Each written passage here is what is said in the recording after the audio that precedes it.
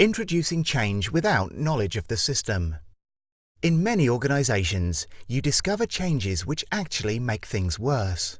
It is assumed that managers know what is going on, but often they don't have any real knowledge of their system.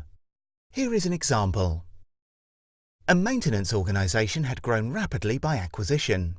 Each of the acquired companies had its own procedures and practices.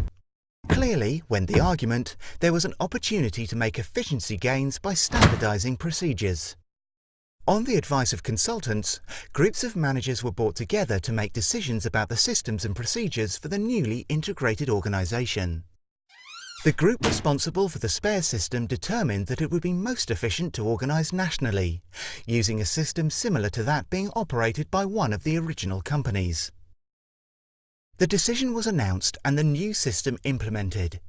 Some unfortunate consequences followed. Managers in the merging companies had been held accountable for the cost of spares held locally. These figures were used to determine branch profitability and, therefore, the branch manager's bonus. Under the new system, where spares were treated as a national resource, one branch manager could, in an emergency, order a spare from another. As the cost of spares held locally effectively counted against a manager and his bonus, it soon became common practice to hold minimal spares locally and order them as emergency items from nearby branches when required. The additional cost associated with transportation was the immediate wasteful consequence, but worse was to come.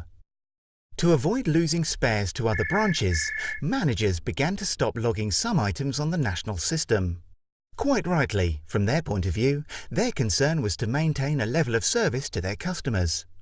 The practice of hiding spares resulted in two problems.